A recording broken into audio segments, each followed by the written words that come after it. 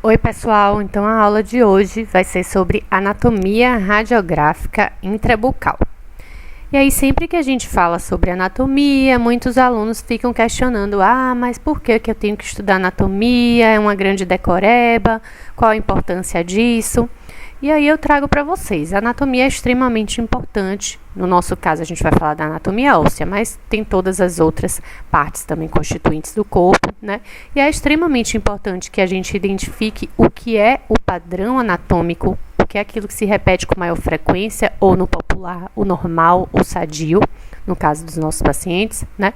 Para que quando a gente se depare com algo que fuja desse padrão de normalidade, a gente saiba identificar os casos de patologias ou até mesmo variações, né, da própria normalidade. Então, sim, é importante a gente conhecer o que é normal para, no momento correto, a gente identificar os casos, né, que fogem da normalidade. Quando a gente fala da imagem radiográfica, e isso vocês até o momento já tiveram contato, né? Nós sabemos que existem diferentes graus de radiopacidade nos tecidos. E aí, falando especificamente da radiologia odontológica, os dentes e as estruturas de suporte adjacentes têm graus variados, porque existem densidades diferentes formando estes corpos, tá? Então, a gente observa que, por exemplo, né, as imagens radiolúcidas escuras, né, nos tecidos moles aqui no canal radicular, na parte da câmara pulpar também, e os tons radiopacos marcando os tecidos mais mineralizados, né, como por exemplo aqui a dentina e o esmalte. Então, pegando esse gancho, o esmalte numa condição, né, rígida, é o tecido mais mineralizado que a gente vai encontrar no corpo humano. Então, ele é o tecido que também tem a imagem mais radiopaca que nós vamos ver numa radiografia. E aí, em sentido descendente, né, até chegar ao espaço do ligamento periodontal, que vai ser o mais radiolúcido, né, seguido também dos seios da face, né, contendo ar. Então, a gente vê que cada tecido tem a sua densidade, o seu tom, e isso pode ser diferenciado radiograficamente, principalmente quando a gente usa imagem digital, né? O computador auxilia ainda mais esse processo de diferenciação dos tons. E aí vamos começar a estudar a anatomia radiográfica pelo dente, separando a parte coronária da parte radicular. Começando pela coroa, os nossos 3 tecidos, o esmalte, como eu falei, o mais mineralizado de todos, né? 96% de teor mineral. Então, a gente espera que a imagem dele reflita também essa condição. E olha aqui o esmalte bem diferenciado, bem delimitado, né? Em relação ao tecido subjacente, a nossa dentina, já com uma densidade um pouco menor do que o esmalte, e no nosso recheio, como eu gosto de falar do dente, né, a câmara pulpar preenchida pela polpa, já bem radiolúcida. Falando especificamente agora da região periodontal, os componentes intraósseos do nosso dente. Então, o primeiro reparo que a gente vai observar, a cortical alveolar, né, a lâmina dura, revestindo internamente todo o alvéolo, e estará presente na presença do dente e na ausência, né, a ausência breve do dente. Então, se tem pouco tempo que o dente foi extraído, a gente ainda vai conseguir observar o alvéolo e a sua cortical, a sua lâmina dura, né, como uma fina linha radiopaca envolvendo todo o alvéolo, certo? Depois da cortical alveolar, a gente encontra o espaço do ligamento periodontal, que é tecido conjuntivo, né? Então, essa fina linha logo após a cortical alveolar, mais de tom radiolúcido. Temos o osso de suporte, seja na maxila ou nesse caso aqui na mandíbula, o osso esponjoso, o osso medular, né? E aí a gente vê as trabéculas, tem uma certa diferenciação no grau de densidade das trabéculas entre a maxila e a mandíbula, certo? Os espaços medulares são mais abertos. E por fim, nós temos o cemento, revestindo externamente a raiz dos dentes. E aí a gente tem uma questão importante a falar sobre o cemento. O cemento não consegue ser diferenciado da dentina apenas com uma visão radiográfica. certo? O teor mineral deles é muito parecido, então a imagem, o tom de radiopacidade é muito semelhante. Mas eu coloquei um asterisco aqui no cemento, porque existe uma condição clínica em que ele consegue ser diferenciado, sim, radiograficamente da dentina. E essa situação são os casos de hipercementose.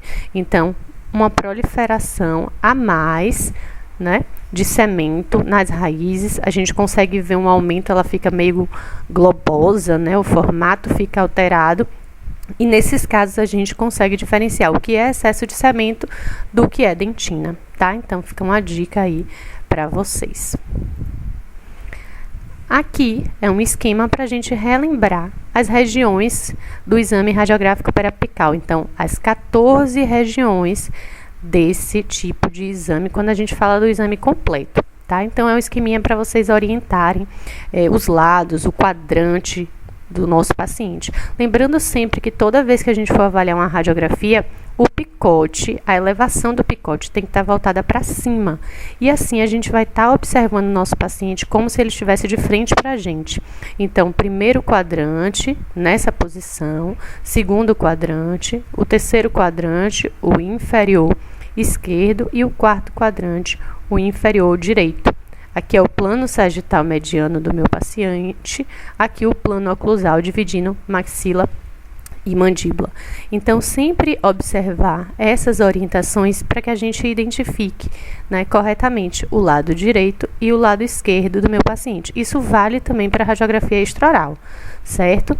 Então, aqui no caso dos dentes, não só a própria anatomia das estruturas de suporte, como a gente vai conhecer agora, mas os dentes também orientam a gente para que região que a gente está observando. Então, o plano sagital mediano posicionado no centro, a gente sempre vai em caminho tentar encontrá-lo, né, localizá-lo para saber em que lado eu tô.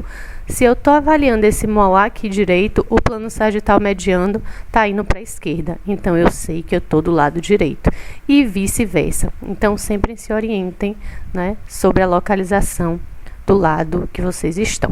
Vamos começar a estudar.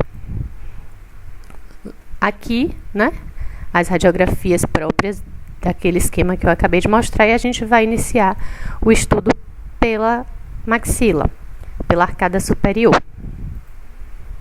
Na arcada superior, a gente vai estudar região a região, né, porque cada uma tem reparos próprios para a gente observar. Então, começando dos incisivos centrais superiores, vamos conhecer todos esses reparos. Sim, num filme tão pequenininho como o periapical, né, o 3x4, a gente tem não só os dentes, né, completamente englobados, mas vários reparos anatômicos dignos de nota aí que vão nos auxiliar na identificação. Primeiro desses reparos, a sutura intermaxilar. Uma sutura é o encontro entre dois ossos, certo? E nesse caso, que ossos são esses? As maxilas, direita e esquerda.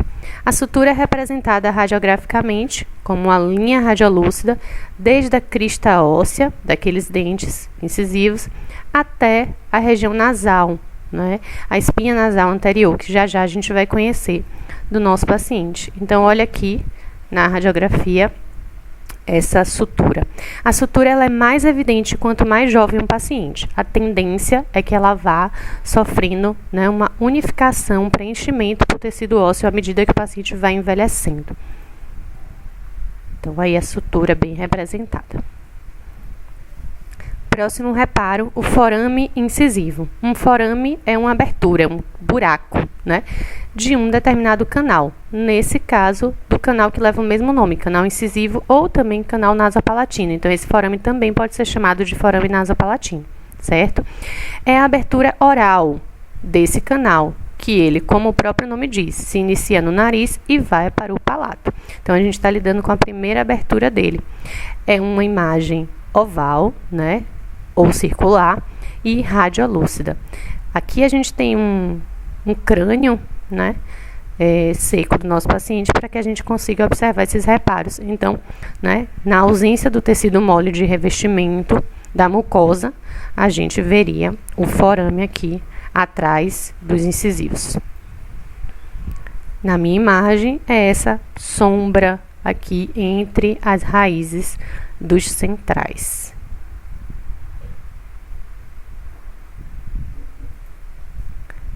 E aí a gente falou do forame, vamos falar logo então do canal incisivo ou nasopalatino.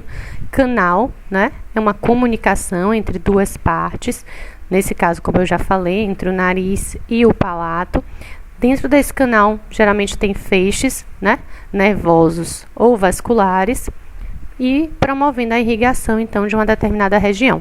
Um canal é uma faixa, geralmente é um pouco mais largo, né, radiolúcido e delimitado por finas linhas radiopacas. Eu gosto de chamar um canal, né, de fazer um paralelo com um canudo. Então, o canudo tem a sua parte plástica, que seriam as suas corticais, né, as linhas radiopacas, e o conteúdo vazio no interior por onde passa o líquido, né, seria a região radiolúcida passando o feixe vasculo nervoso. Então, toda essa faixa aqui, desde o assoalho nasal até a região dos incisivos, terminando, né, sobreposta à região do forame nasopalatino, é o canal incisivo. Falamos do canal, da abertura oral e agora das aberturas nasais, onde o canal inicia, né?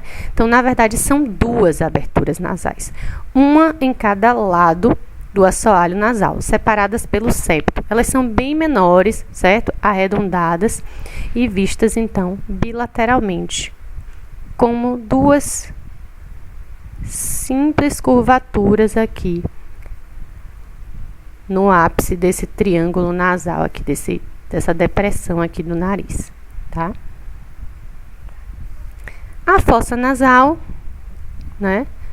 Essa grande cavidade aí no nosso rosto, a gente vai conseguir ver só a parte mais inferior da fossa. Em alguns livros vocês podem encontrar como abertura piriforme, que lembra a pera, tá? Por isso esse nome. Então, é uma imagem radiolúcida que a gente vai ver projetada acima dos incisivos, é essa região toda aqui. Mas essa imagem radiolúcida, ela tem um componente radiopaco no seu centro, né, uma faixa vertical, dividindo ela em duas partes, que é a fossa direita e a fossa esquerda, é o septo nasal.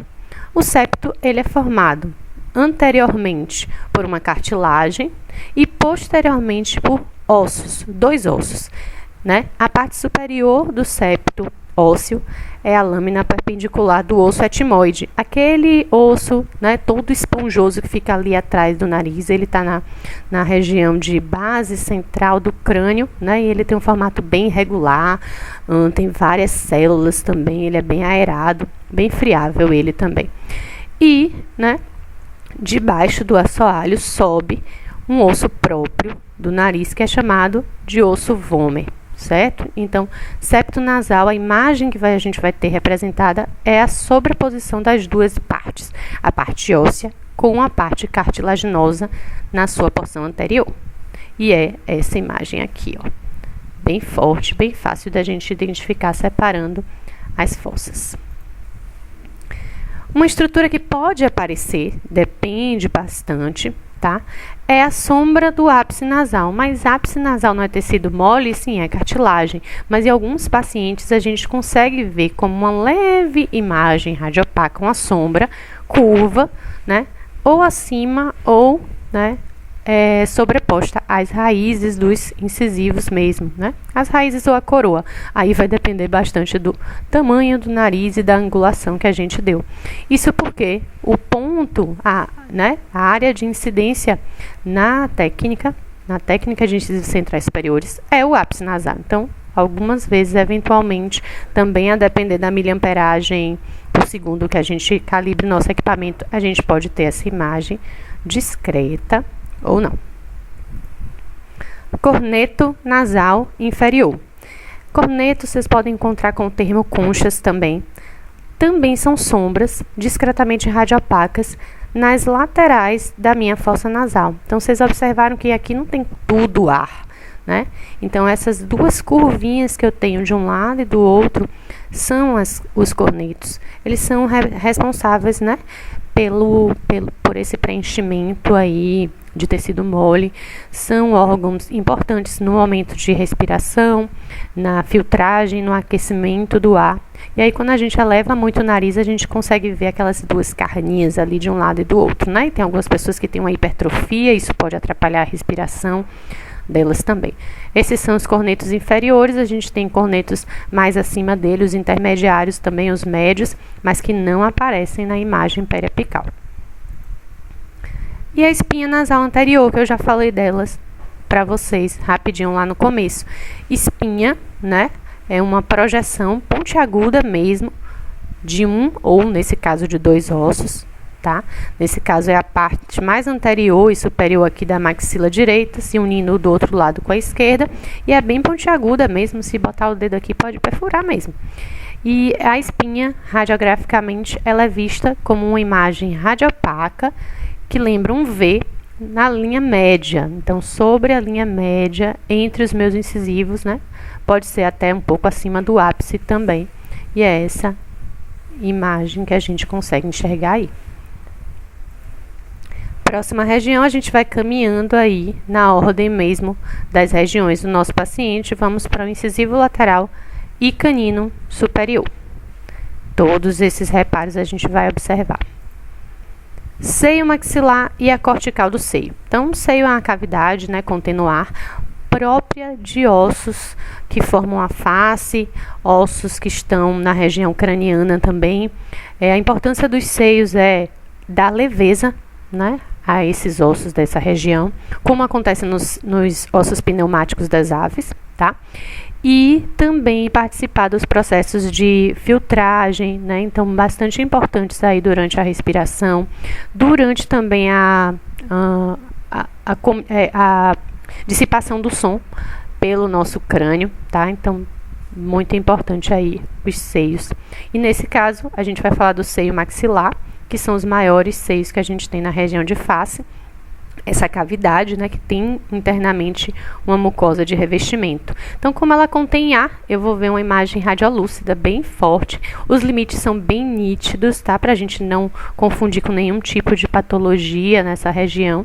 E os seios, eles vão aparecer na parte mais posterior, mais distal, então, do exame radiográfico. Então, a gente vai ter essa zona radiolúcida aqui mais para próximo dos premolares, né? Que é o seio, nesse caso o seio do lado, ó, plano sagital mediano tá aqui, tá vindo para a esquerda, então esse é o lado direito do meu paciente. E a cortical do seio ou assoalho do seio, que é esse limite do seio, bem radiopaco, geralmente uma fina linha, pode ser uniforme, pode ter reentrâncias, a gente vai falar sobre isso mais tarde. E a gente tem essa imagem de uma linha bem fina, porém contínua, radiopaca, contornando aí o seio. Fossa nasal. A gente já falou sobre a fossa, mas a gente caminhou. A gente saiu do lugar que a gente estava, que era os centrais, e veio se distalizando. Então, obviamente, como a gente mudou as relações espaciais, a gente vai ver a fossa de uma maneira diferente. Então, a fossa agora ela não aparece tanto. Ela vai ser essa imagem aqui, radiolúcida, na parte mais mesial e superior da minha radiografia, tá? Então, aí a fossa do lado direito. E a linha delimitando aqui inferiormente essa fossa é a parede lateral dela, tá? Então, um assoalho, uma parede lateral, ela é uma linha radiopaca. A fossa lateral agora. Em alguns livros antigos vocês podem encontrar o termo fosseta mirtiforme. Hoje em dia é mais adequado usar o termo fossa lateral. O que é essa fossa? É uma representação radiográfica, né, de uma depressão entre o incisivo lateral e o canino. Isso por quê? Porque o canino ele tem um volume muito grande de raiz, né? Ele fica com aquela bossa canina. Então, quando a gente vem do lateral e sobe para o canino, e até a gente pode colocar o dedo dentro da boca e sentir essa depressão, essa queda, essa depressão mesmo, né? Vai ser representada por uma deficiência na densidade. Então, a imagem vai ficar radiolúcida. Isso varia muito, tá? De paciente para paciente. Então, a anatomia ela não é absoluta. Existem variações de indivíduo para indivíduo. Então, em alguns, a fossa lateral é bem evidente, como nesse paciente aqui. Mas em outros pacientes, ela pode ser mais discreta, essa radiolucidez. Esse reparo eu adoro ele, né? É o Y invertido de Enes. Y invertido é Y de cabeça para baixo. E Enes é esse rapaz aqui que foi quem descreveu esse reparo. O que na verdade é o Y invertido é um efeito de imagem também. É a interseção, é o encontro da cortical do seio com a fossa nasal, a cortical da fossa nasal. Então, o formato lembra uma letra Y, só que um Y de cabeça para baixo. Por isso que ele chamou de invertido e deu o nome dele também. Então, olha aqui essa imagem como está bem linda, esse Y. Tá? Em alguns pacientes sobe um outro septo aqui, e aí a gente tem um formato que lembra mais um X, certo? Mas a gente consegue observar nesse paciente bem bonito esse Y. Região agora de premolares superiores.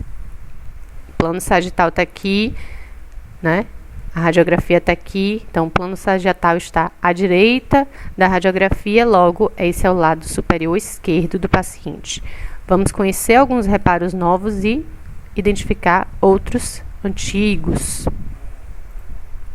Seio e cortical do seio a gente já definiu. Vamos só observar como é que nessa região de premolares eles se apresentam, né? A gente vai ver uma área maior agora dos seios, porque a gente está caminhando para posterior no nosso paciente. Então, todo esse preenchimento radiolúcido aí, né? Acima das raízes, às vezes sobreposto à raiz também, é seio maxilar, é A. E bem delimitado, né? Pela cortical, pela linha radiopaca aí, nessa região. Um novo reparo, né, o processo zigomático da maxila começa a se tornar evidente nessa região de premolares e segue evidente para molares também. Um processo, né, uma projeção, nesse caso, faz parte do osso maxila indo para o osso zigomático. Então, na face é muito comum a gente observar esses processos entre os ossos, né, as áreas de conexões dos ossos. Então, sempre que vocês encontrarem o nome é assim. Processo da ou do é o osso que ele faz parte. E o primeiro nome aqui que vem depois do processo é para onde ele está indo. Então, é a projeção da maxila indo se articular com o osso zigomático. Essa projeção tem a imagem nas nossas radiografias intraorais em um formato que lembra uma letra U radiopaca ou um C também, depende, né, da projeção. Esse aqui, ó, um U radiopaco, bem representado. Às vezes cai meio que por cima das raízes, dos molares ou dos prés, às vezes está mais acima, depende bastante. E atrás desse nosso processo zigomático, a gente vai ter o osso zigomático. Então, distal ao processo zigomático, né, a continuidade radiopaca também, porém um pouco menos intenso de radiopacidade do que o processo. Então, o processo aqui na frente, atrás dele, distal a ele, toda essa área é o osso zigomático, né? O osso que a gente antigamente chamava muito de amaçã do rosto. Fossa nasal e assoalho da fossa, vamos ver como é que a gente observa ela nessa imagem, e é bem discreto, é bem sutil e às vezes pode não aparecer, porque a gente vai ver só a parte mais do assoalho, mais do chão mesmo dessa fossa, e depende muito do porte do paciente, da angulação da imagem, do quanto o filme foi colocado para superior, para a gente observar como uma pequena área radiolúcida no limite mais superior do filme, delimitada por uma linha horizontal, que seria o seu assoalho. Então, aqui em cima, a parte radiolúcida é a fossa. Abaixo, a gente tem a linha radiopaca, representando um assoalho da fossa nasal. É bem sutil, certo? E pode não aparecer, como eu já falei. E a última das regiões superiores, os molares. Vários reparos conhecidos e alguns novos, vamos ver cada um deles. Seio cortical do seio, bem parecido com o que a gente já viu para premolares, ou seja, ele vai tomando uma área cada vez maior quando a gente vai se distalizando.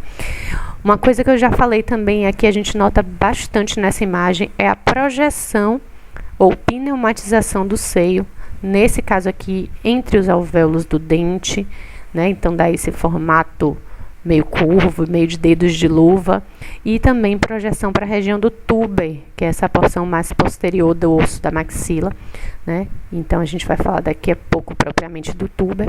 Então esse seio, ele vai se expandindo. Isso acontece bastante à medida que o paciente vai envelhecendo também, tá? Então tudo isso aí é um seio contornado pela sua cortical. Assoalho da fossa nasal e fossa nasal, muito parecido com o que a gente já tinha identificado para a região de pré. Então, pode ou não aparecer na região de molares, né? O assoalho, ali a linha horizontal bem superior, e a fossa nasal, a área radiolúcida acima dela. Processo zigomático da maxila e osso zigomático, também bem parecido, o formato de U. Nesse caso aqui, ó, lembra que eu falei que podia ser um C também? Então, em formato de C, e atrás dele o osso zigomático. E aqui o tuber que eu acabei de mencionar, né? O tuberosidade maxilar. É a parte mais posterior do processo alveolar da maxila. Então, atrás do último dente que o paciente vai ter essa projeção elevada aqui arredondada. Então, se o paciente tiver um terceiro molar atrás do terceiro, se ele só tiver até o segundo atrás do segundo, é um osso que tem uma radiopacidade reduzida, tá? Ele tem muito espaço medular, o que torna ele bem friável nessa região. Então, olha aqui, o paciente aqui não tem o segundo, primeiro, terceiro, esse dente deu uma mesializada e essa região aqui óssea é a região do tuber. E a dica, né, o cuidado durante a avaliação dessa região é que é uma área mais frágil. Então, principalmente se a gente vai extrair algum dente nessa região, como por exemplo os terceiros molares, essa região pode vir de brinde.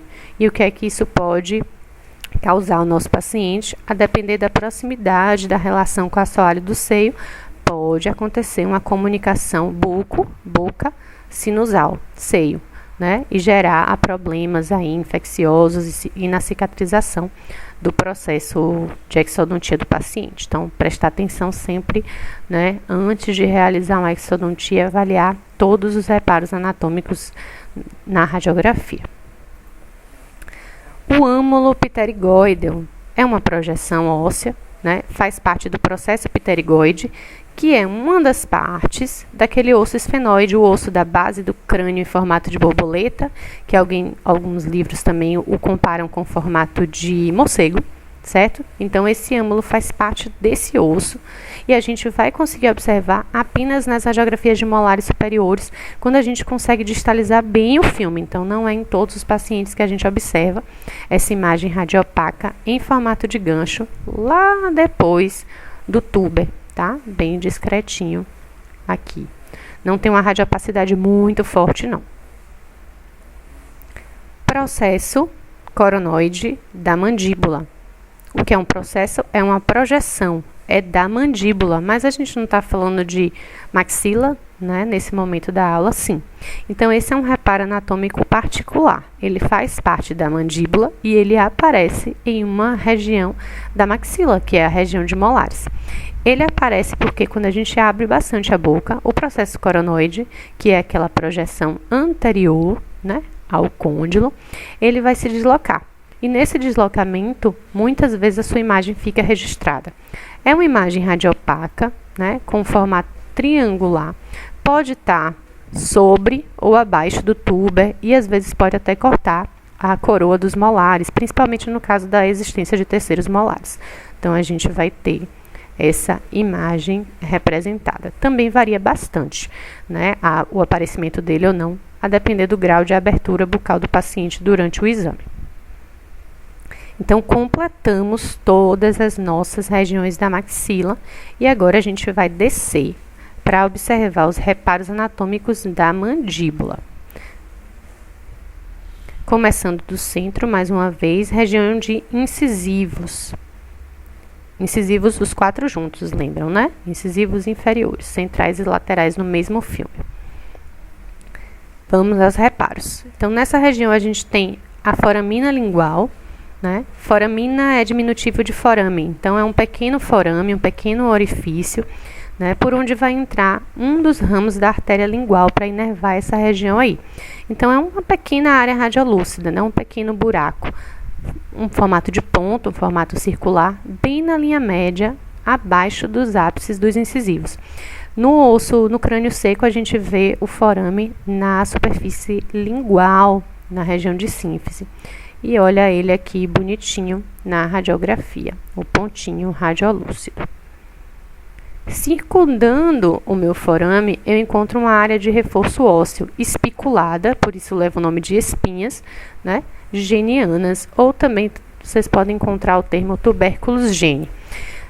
Nessa área de reforço, vai ter a inserção de músculos, né, como o genioglósseo e o genioideo, envolvidos na parte da elevação, na parte de movimentação de assoalho de boca e língua. Então, a gente vai ter uma imagem que lembra um anel radiopaco ao redor da imagem da foramina, limitando, então, a imagem da foramina lingual. Ainda na região de incisivos inferiores, a gente pode observar essa protuberância mentual, também uma área de reforço ósseo na vestibular da nossa sínfise.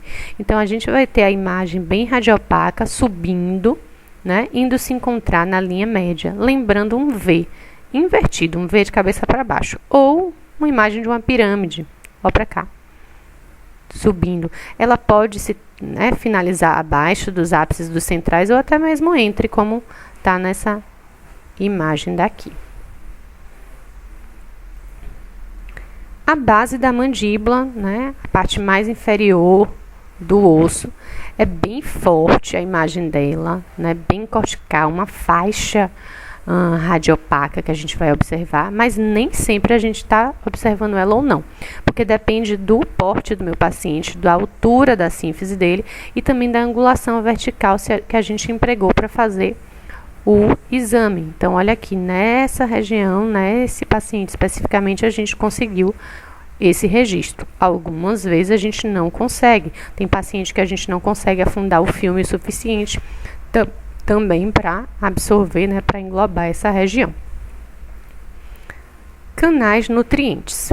Então, o que são esses canais? São pequenos feixes, né, neurovasculares, aí, para levar a vascularização e inervação para essa região dos dentes anteriores.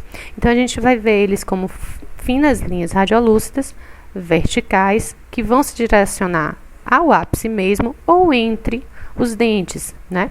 Mas nem sempre a gente tem esses reparos evidentes. Depende muito da quantidade de radiação que a gente aplica, depende também de fatores anatômicos individuais de cada paciente. Não é que eles não existam, mas em alguns pacientes eles são mais sutis, em outros eles são mais evidentes. Próxima região, canino sozinho, né? Canino inferior. O único reparo que a gente vai encontrar é a base da mandíbula, como bem a gente já falou, né? Uma faixa bem forte, mas pode ou não ser visualizada. Fora isso, na região de canino não tem nenhum reparo a ser representado. Já na região de premolares inferiores, a gente continua tendo a possibilidade de observar a base e agora a gente ganha dois novos reparos, que é o canal e o forame mentual, ou também chamado de mentoniano.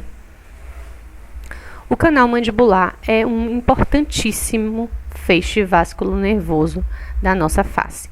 Por quê? Porque ele é o ramo inferior daquele nervo trigêmeo que inerva toda a região do rosto, né? Então, nele a gente tem a artéria e o nervo alveolar inferior, bem calibrosos, por sinal, tá? Importantíssima a sua localização, porque a gente faz um bloqueio desse nervo quando vai fazer intervenções nos dentes mandibulares. Então, esse nervo, né, esse canal, é uma faixa radiolúcida de bordas radiopacas. Lembram da comparação que eu fiz com um canudo, tá? Então, abaixo ou algumas vezes interceptando o ápice dos dentes posteriores. Então, passa ali pela região de premolares também, tá? Olha a imagem dele aqui embaixo. As corticais limitando, radiopacas, e o interior radiolúcido. Forame mentual é a abertura anterior desse canal, então é onde ele deságua. A gente consegue observar aqui no crânio seco, o lado direito e o lado esquerdo, né, um forame é oval e a imagem dele radiolúcida, circular ou oval. Geralmente está localizado, né, entre o primeiro e o segundo premolares, com breves deslocamentos entre esses dentes, tá? Mas ali representado. Bem importante também a gente ter em mente esse reparo, porque muitas vezes a imagem dele fica projetada diretamente sobre o ápice de um premolar. E aí pode ser confundido com uma lesão de natureza endodôntica, uma lesão periapical, tá? E aí a gente deve avaliar o quê? Avaliar a condição clínica do dente, para ver se aquele dente realmente sofreu necrose, e, em algumas situações clínicas, repetir o exame alterando a angulação horizontal do equipamento. E assim, né, se a lesão se mexer, a gente vai ver que não se trata de lesão, se trata do forame, porque a lesão vai estar sempre aderida ao ápice. Então, é uma dica radiográfica e também radiológica. Base da mandíbula daquele mesmo jeito, pode ou não ser visível, principalmente nessa região de premolar é mais difícil da gente observar. Aqui a gente está vendo só um pedacinho dela, nessa parte mais inferior do filme. E a última das regiões da técnica periapical, a região de molares, com alguns reparos já conhecidos e reparos mais próprios aí dessa região. O primeiro reparo, né, específico da região de molares é a linha oblíqua, que em alguns livros antigos vocês vão encontrar com a terminologia linha oblíqua externa. Ela é a continuação, né, por vestibular da borda do ramo da mandíbula. É uma área de inserção muscular, é reforço ósseo também, então está sempre associado a alguma musculatura. Nesse caso, o músculo bucinador, que é o músculo que faz o formato de bico da boca, tá? É uma linha radiopaca, né, que vem descendo para baixo e para anterior.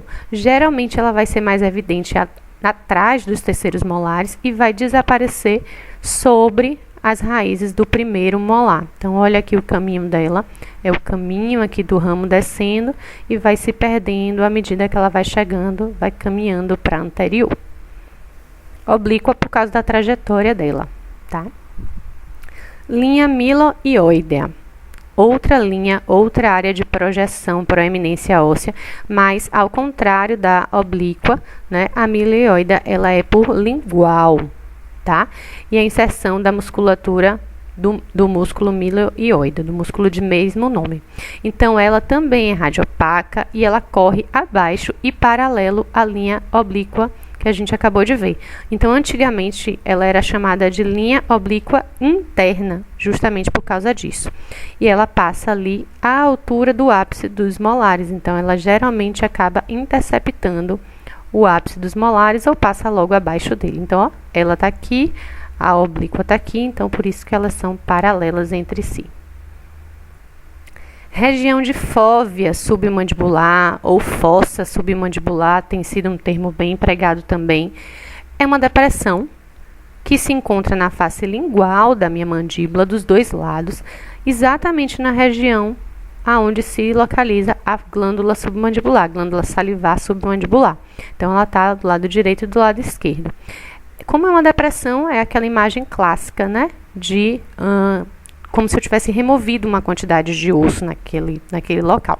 Então, fica como um esfumaçamento, como se eu tivesse apagado as trabéculas naquele lugar, e a imagem fica mais radiolúcida.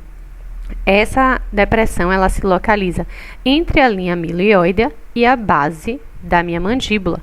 Então, olha como aqui em cima parece que eu tenho mais trabécula e tudo aqui embaixo eu estou tendo mais dificuldade, né? Tem um velamento, um véu encobrindo essas trabéculas. Na verdade, é a fóvea submandibular. Em alguns pacientes, ele tem um formato bem circularzinho e às vezes a gente pode confundir com algum cisto, alguma lesão, algum tumor, né? Mas tem outros pacientes que têm ela um pouquinho mais difusa. E é importante correlacionar os dois lados para ver se trata mesmo do reparo anatômico e observar também alguma informação clínica dessa região. O canal mandibular, a gente já falou do canal, né? E aqui na região de molares a gente vê um trajeto maior desse canal, bem interessante. Nesse caso aqui, olha a associação do canal com os ápices, tá? Então, é muito imperativo que durante um planejamento de extração de molares, a gente saiba localizar esse canal mandibular. Na radiografia, geralmente alguns sinais que podem indicar uma relação muito próxima ou até mesmo que as raízes estejam adentrando as corticais do canal é um afilamento, uma perda de continuidade da cortical ou então a raiz fica, geralmente mais radiolúcida. Isso pode indicar um risco maior. Mas o melhor exame mesmo para a gente saber se a raiz está por vestibular, por lingual ou por dentro, até mesmo abraçando o canal, seria uma tomografia computadorizada. Base da mandíbula, nesse exame aqui, nesse paciente está dando para ver bem direitinho essa região de base.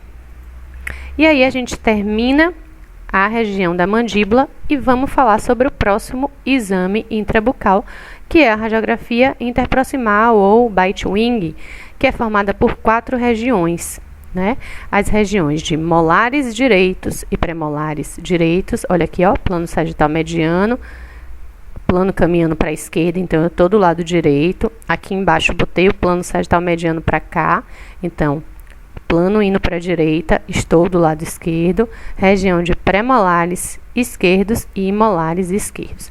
Lembrando sempre da posição do picote, elevação voltada para o observador, para a gente que está interpretando. Nesse exame específico, como a gente pega basicamente as coroas dos dentes e um pouquinho do terço cervical da raiz, a gente não vai ter acesso aos reparos anatômicos que a gente conheceu. Na verdade, o único reparo que a gente vai conseguir observar é uma parte do osso alveolar, a parte da crista, a parte mais superior, Então, a gente vai conseguir observar o topo dessas cristas ósseas alveolares, o formato muda, nos dentes posteriores geralmente é mais achatado, como a gente observa aqui, nos anteriores é mais pontiagudo, pode também dar sinais de comprometimento periodontal, algum esfumaçamento nessa região, então é um exame interessante para a gente observar isso, mas não tem espaço para caber outros reparos anatômicos aí, lado direito, lado esquerdo, premolar, molar, premolar e molares. E aí vamos para, então, a última das radiografias intrabucais, as oclusais. As oclusais que durante muito tempo tinham várias classificações, vários tipos de radiografia oclusal, mas hoje em dia, quando a gente encontra a solicitação desse exame, é basicamente o exame total, por isso o filme vai assim, na posição horizontal. Total de maxila ou exame oclusal superior, total de mandíbula, exame oclusal inferior. Aqui tem bastante reparo anatômico, porém, com um grande porém. Tem muita sobreposição de estrutura. Então, a visualização dos reparos é bem mais difícil. Começando da maxila. Temos um reparo novo, até então a gente ainda não tinha enxergado, E ele só é visível aqui porque a área, de incidência desse exame é bem alta, lembram? Lá na glabela, então a gente levanta bastante o equipamento e por isso a gente consegue observar bilateralmente o canal nasolacrimal, que liga, o olho até a nossa fossa nasal. Então, é uma comunicação entre esses dois órgãos e é por isso que quando a gente chora muito, a gente sente o nariz também ficar entupido, a drenagem aí do conteúdo lacrimoso. Então, esse canal, aqui visto sobre a sua secção transversal, a gente vai ver ele em formato circular, bilateralmente. Coloquei aqui uma radiografia de um paciente dentado e de um paciente edêntulo, porque muitas vezes observar num paciente edêntulo é mais fácil. Ok? Então, olha aqui o canal nasolacrimal, identificado sempre aqui do lado direito, nessas duas imagens, mas a gente tem do lado esquerdo também. Septo nasal, esse reparo é bem facinho, A gente já conhece ele, é uma faixa radiopaca aí dividindo as minhas fossas, então bem tranquilo. A fossa, já que eu já falei dela, Então, toda essa área radiolúcida aí dos dois lados do meu septo, a fossa direita, a fossa esquerda. O contorno da fossa nasal, a abertura piriforme, aqui também evidencia bastante esse formato. Lembra uma âncora também, alguns livros nomeiam assim, a cortical, o contorno radiopaco. Seio maxilar visível nessa técnica também na parte mais posterior, sobreposta principalmente à região dos molares, é ar, lembram? Então, olha lá. O forame incisivo, a gente já falou sobre ele também, abertura oral do nasopalatino. Então, ali, ó, entre os meus incisivos aqui, e nesse paciente adêntulo, a gente vê o formato oval aí, radiolúcido também. Sutura entre as maxilas, sutura intermaxilar, linha radiolúcida. E aí vamos para a total de mandíbula. Tem alguns reparos diferentes aqui, né, dado a incidência dessa nossa imagem. Então, primeiro reparo que a gente vai conhecer, né, são as duas corticais. A cortical superior, cortical externa do rebordo, e a cortical, né, do corpo da minha mandíbula. Então, aqui as duas representadas. Elas ficam sobrepostas, porque vocês lembram como era a posição da cabeça do paciente para esse exame, né? Pescoço todo distendido, e aí o feixe de radiação incide perfeitamente a 90 graus. Então, com isso, essas duas corticais externas ficam sobrepostas, e aí formam todo esse contorno aqui radiopaco. Vocês observam que aqui na frente, que a gente tem os dentes, né, a região dentada do paciente, fica mais difícil de ver. Então, nesse paciente aqui, a parte mais posterior, né, a parte dos molares, a gente consegue ver melhor por causa da ausência desses dentes. Cortical interna agora. A interna já consegue ter duas, né, divisões. Ela consegue já ser dissociada, tá? Então, a cortical interna do corpo da mandíbula é o que equivaleria à nossa basilar na periapical, a parte mais inferior. E na nossa radiografia oclusal, ela é essa linha mais interna, né? A faixa radiopaca mais interna. E a gente tem a cortical do rebordo, que é essa porção mais superior aqui, margeando as raízes dos meus dentes, né? Que seria essa projeção dissociada mais para próximo da língua, mais para próximo do assoalho mesmo. Cortical interna do rebordo. Então, as corticais externas estão sobrepostas, corpo e rebordo, mas as corticais internas estão dissociadas. Olha aqui a do rebordo, numa outra vista. A língua, já falei dela, então a língua tem uma discreta sombra radiopaca ali no centro do meu assoalho. Esse reparo que a gente também já conhece, as espinhas genianas, né? Olha que formato bonitinho elas apresentam na oclusal, porque lembra mesmo o formato de espinha, né? A projeção desse reparo aí, ó. Paciente dentado, paciente desdentado. Protuberância mentoniana, a projeção também de região de sínfise, a gente consegue observar ali sobreposto a região dos incisivos, mas no centro também. Difícil de observar por causa da presença dos dentes, tá? Bom, gente, então, terminando a nossa aula de anatomia periapical, interproximal e oclusal, a dica que eu deixo para vocês, para quem utiliza o sistema Android, é o aplicativo RadioX Study, que ele tem toda a parte de anatomia intra, mas tem anatomia extra também.